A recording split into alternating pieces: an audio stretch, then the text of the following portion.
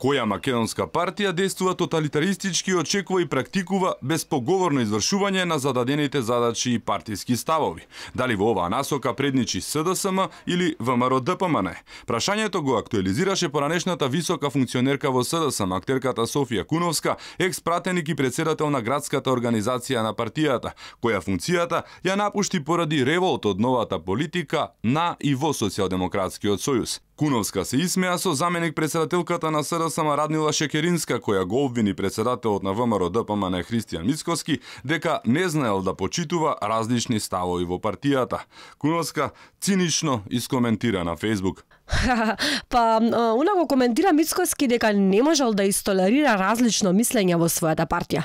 Ма само Килија има точната реплика за Рада во овој момент. И Љупчо Палевски, исто така поранешен лидер на Скопската организација на СДСМ, вели дека партијата во моментот не е ни партија, туку извршител на сценарио, а не пак да има каква и да е демократија, особено споредбено со некогашната СДСМ. СДСМ не е демократска партија, него е само една номенклатура, беше некогаш партија, сега е номенклатура на Сорос, која е одлично распоредена во власта. Само зградата и надписот остана од Социјалдемократски сојуз. Во овој момент, последнава година и пол, како имаат и официјално мандат, се занимаваат со промена на македонското име, држава и обезличување на македонскиот народ. Тоест, него укинување административно.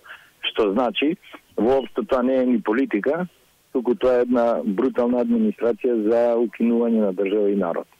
А камоли да се разговара за било каква демократска политика во структура која не е ни партија. Палевски се сомнева дека и ВМРО-ДПМН можеле да отидат во оваа насока.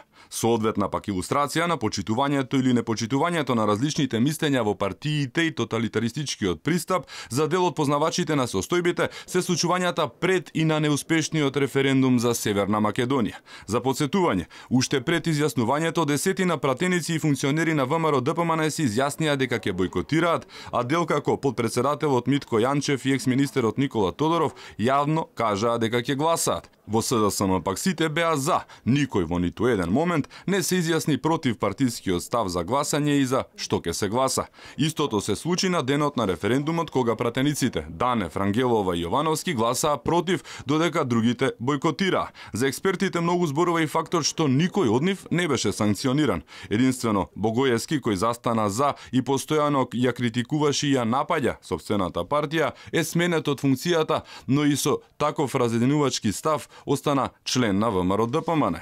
Од друга страна е СДСМ. Таму безпоговорно и послушно гласаа сите пратеници и високи функционери. До денешен ден нема информација дека некој не излегол на гласање и се спротиставил на партискиот став на Социјалдемократскиот сојуз.